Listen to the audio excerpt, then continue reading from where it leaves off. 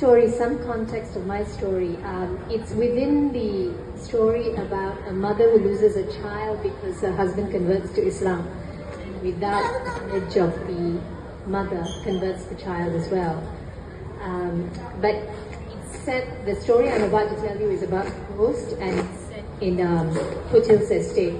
Foothills Estate is where my father was born and brought up. So here goes. Once upon a time, early in the 20th century, the colonial managers of Foothills Estate picked up about 50 Tamil indentured labourers from Madras and brought them to tap rubber in the estate. They were given homes and a community developed as their numbers grew. In need of a place of worship, the estate elders commissioned a Hindu priest from Penang to help them locate a suitable place to build a temple. A party of 6 rubber tappers and the priest spent a month in June roaming the very depths of Foothills Estate. On the day the Tamils call Parnami, the day of the full moon, the exhausted priest decided to have a rest. He crouched down by the banks of a river, cupped his hands and scooped up some water to drink.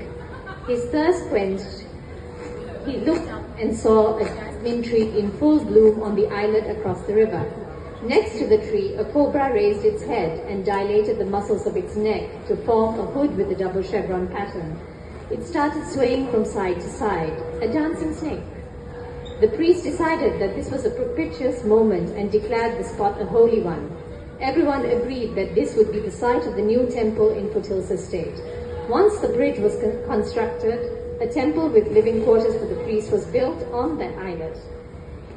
In the late 1920s, on a cold August morning, the priest heard a loud clanging sound coming from inside the temple. He rushed in to see a man squatting in the middle of the hall, clutching his eyes and screaming. A crowbar lay next to him. The priest pulled the man's hands away. What the priest saw in the light of the kerosene lamp horrified him. There was blood streaming down the man's cheeks and the sockets of his eyes were empty. The priest treated the man's wounds and made him rest. Then he summoned the estate elders. When they arrived, the man confessed that he wanted to steal the jewels and the gold in the temple. He had raised the crowbar to strike. Before he could bring it down on the idol, he had heard a hissing sound. The last words the man uttered were, "I saw the cobra's fangs." There was worse to come, because he began to run in circles, clutching his ears. He could no longer hear. No one knew his name or where he came from. The estate elders gave the thief a Tamil name, Nagakanna.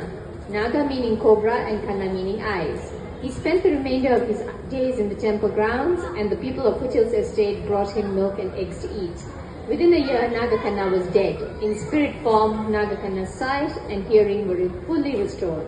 In time, the children of Foothills Estate grew up, left Nakatani, and the temple crumbled. The priest's quarters remained but became dilapidated, and the story of Nagakanna became a frightful legend.